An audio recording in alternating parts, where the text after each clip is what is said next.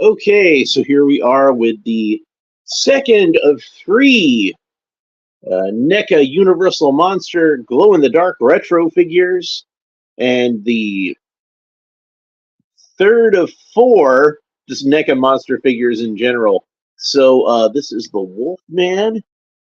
Looking forward to opening him up. Here's what the back of the package looks like. Same as the Frankenstein that we opened yesterday, except for this one has a little Cheney Entertainment trademark on there. There wasn't any kind of trademark for Karloff on the Frankenstein package for whatever reason. So, but Cheney gets a little logo there for the Cheney family. You know, that's Lon Chaney Senior as the Phantom of the Opera in the little C there. I don't know if you can make that out, but they used the thing for Junior too. Creighton Cheney was his birth name, but used the professional name of Lon Chaney Jr. since Lon Chaney was one of the greatest actors of all time. Still popular by that point, even though he'd been dead for several years. That it was worth him taking his father's name and calling himself Lon Chaney Jr. because that you know it still had some cachet to it. So I didn't read there's credits on these and I didn't read them. So, but they're the same for this one as they were for Frankenstein. So we'll go ahead and read it for this. Direction and development: Randy Falk, Stephen Fulkins, sculpting: Trevor Grove, Kyle Windricks, fabrication: Roger Fernandez, Andy Minicino, paint: John Wardell, Jeffrey Trapp, prototypes: TrueCast Studios, photography: Stephen Mazurek, and packaging: Chris Ramo. And I'm sorry if I mispronounced any of those names because like I've never heard anybody say them. I'm just sounding them out. So I do hate mispronouncing names. So hopefully I got it right. Okay. So yeah, I've got a nice photograph of Lon Chaney Jr. as the Wolfman on there. I believe that's the same picture that was on the original Remco packaging. And again, this is designed to look like the Remco packaging. An authentic posable action figure based on the classic Universal Famous Mini Monsters collection from the early 1980s. So yeah, and it does have the more modern Universal Monsters logo on there. Very classy looking Universal Monsters logo on that ad. And it says glow in the dark. This looks very much like the packaging. It's not exactly the same, but very much like the packaging of the Remco figures that I collected when I was a kid. So let's go ahead and get them off the package. And on mine, it's actually kind of starting to peel a little bit at the top. So that's good for me because I want to try to do as little damage to that packaging as possible. Now, it did have a little piece of plastic, almost like a little plastic pillow underneath his head, just like what Frankenstein had. It might be the same exact one that Frankenstein had. I'm just going to stack those up together since I happen to have that one over here also. Yeah, Frankenstein's, I think, is shaped a little differently. So they actually bothered to give them differently shaped plastic pillows to support their heads. So that's nice. And there's one accessory that the Wolfman comes with, and it is this figure stand. Little teeny tiny figure stand. And I'm guessing it came with a figure stand because Wolfman kind of walks around on his tippy toes. So it'd probably be hard to stand this guy up without a figure stand. Not impossible, I don't think.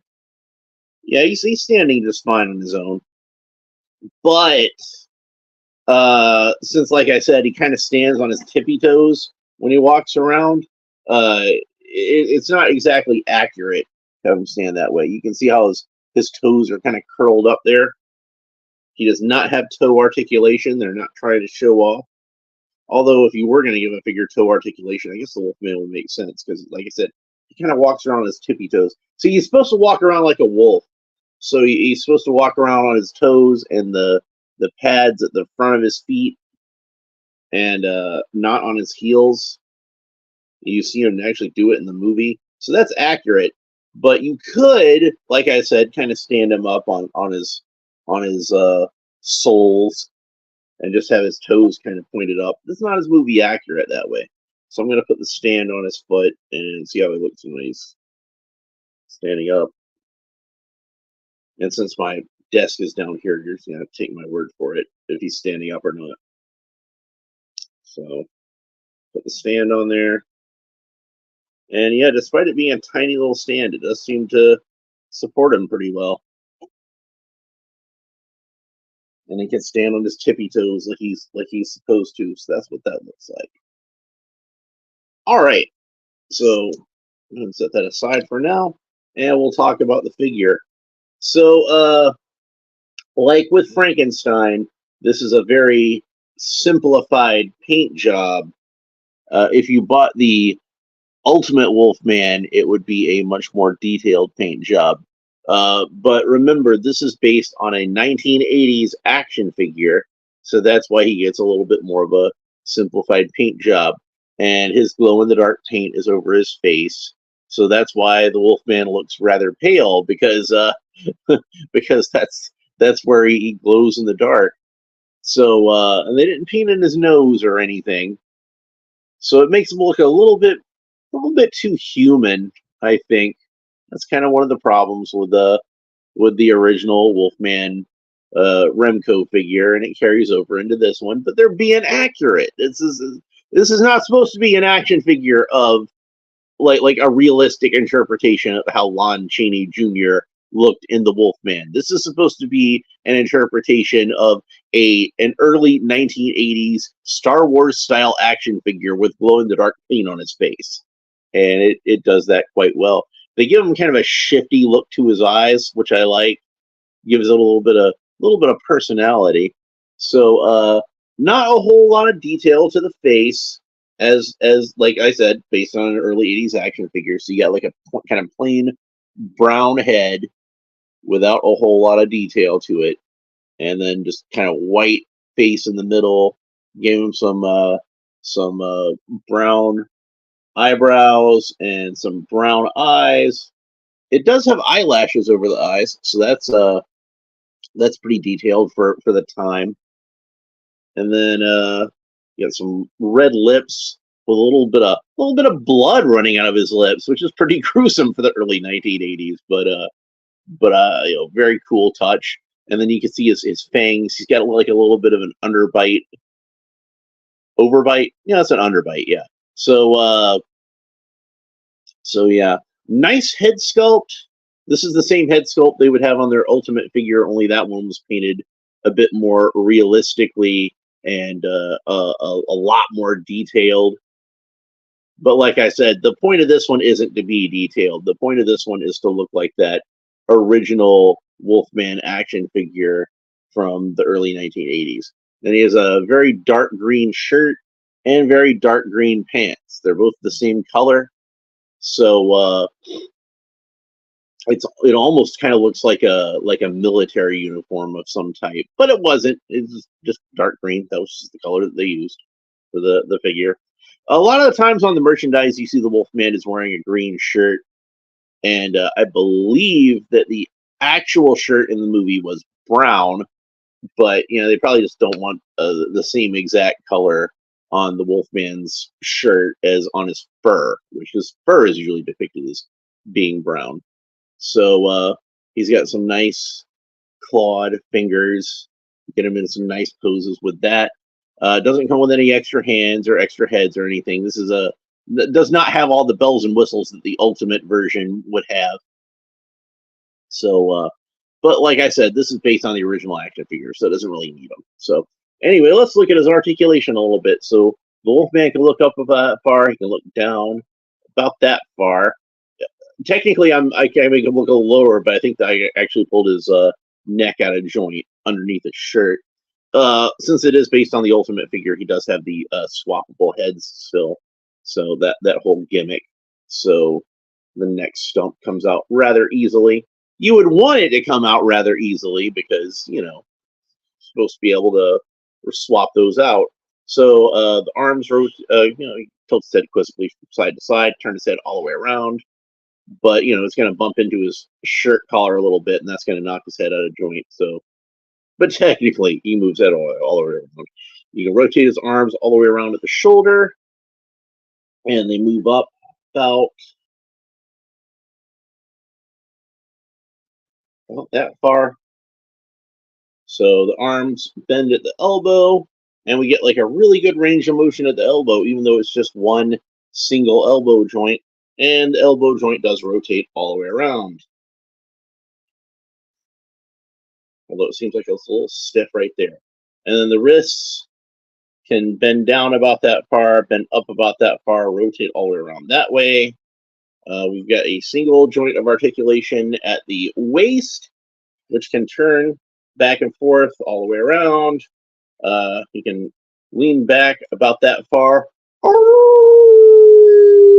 That's so you get that good werewolf howling pose. So bend forward about that far. And legs can kick up about that far. So probably the best range of motion at the leg I've seen on one of these figures thus far. Unfortunately, mine, I don't know if it's the same or anyway, got a little bit of staining on his butt cheeks there from rubbing up against that packaging. Look at the package. There it is. Yeah, you can see where it rubbed loose some of that orange paint, some of the orange ink for the packaging. So maybe I can get that to clean off a little later. Hopefully I can. Single joint of articulation at the knee, can bend down about that far. The knee, of course, rotates all the way around. Let's see, that's a ball joint there. So you can get a little bit of rotation out of the side to side out of the thigh if you want to. There is a boot cut.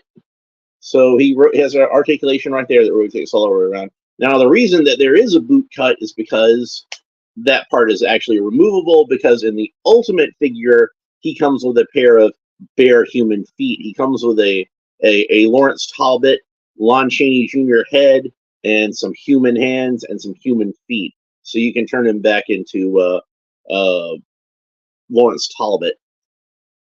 So he comes with all that stuff in the ultimate version, but not this one. Also, I think he comes with the silver-headed cane for that one. But yeah, so then you can have him in his human form, which is pretty nice. He is barefoot in his human form, but that's, you know, because there's the scene in the movie where he takes off his socks and shoes and he's looking down at his feet, and he transforms into the Wolfman. And I believe that's the first time you see the Wolfman transformation in the movie. You're looking at his feet. So no, Quentin Tarantino did not direct the Wolfman. He wasn't even alive yet, I don't think. So anyway, this is a really cool figure, and I'm glad to finally have the Wolfman from Neca in my collection, even with the simplified 1980s retro stylings of this one. You know, and like I said, I have a particular fondness for these because I remember playing with them when I was a kid. By the way, here he is next to Frankenstein, so we can see that. And even though it's not the glow-in-the-dark version, here he is next to the ultimate Dracula, so we can get a look at those two together. But hey, I've still got the glow-in-the-dark Dracula to open, and we'll be back to do that tomorrow. So I've really been enjoying opening up these NECA figures. The glow-in-the-dark figures have been a lot of fun for me since, like I said, collected them since when I was a kid. And I definitely want to try to get the Mummy sometime soon, because I know they still had him hanging around at my local Target, so I can snatch him up. And hopefully somehow I can get Phantom of the Opera whenever that releases, if it hasn't released already. And Creature from the Black Lagoon is going to be kind of expensive, so I guess I'll just have to keep an eye out. Maybe I'll get lucky, but I would like to have that glow-in-the-dark Creature from Black Lagoon, because he was one of the coolest of the Remco figures, because unlike, say, Frankenstein and Dracula and the Wolfman, who were glow-in-the-dark because they had glow-in-the-dark paint, Creature was actually molded all in glow-in-the-dark plastic. So he was especially cool. So But yeah, I don't know if I'm going to be able to get that Neca Glow in the Dark creature from Black Lagoon or not. Hmm. Anyway, but that's pretty much it for the Wolfman. Hope you enjoyed this episode. If you did, please make sure you like and subscribe and all the fun YouTube stuff down below. Leave a comment. Let me know what you think about this movie. I know, it's a lot of people's favorite of the Universal monster movies, and the Wolfman's their favorite monster. My friend Rudy, shout out to him. I know he's a big fan of the Wolfman, and that's his personal favorite of the Universal monsters. And honestly, as far as the Universal monsters go, like, you can't go wrong picking a favorite. They're all so cool. Personally, Dracula's my favorite, but I know a lot of people love Frankenstein. A lot of people love the Wolfman or the Mummy or Creature from the Black Lagoon or Phantom of the Opera. Everybody's got their own favorite, but and like I said, they're all really cool characters, so you can't go wrong. Anyway, that's pretty much it for this episode. We will talk to you next time. Bye.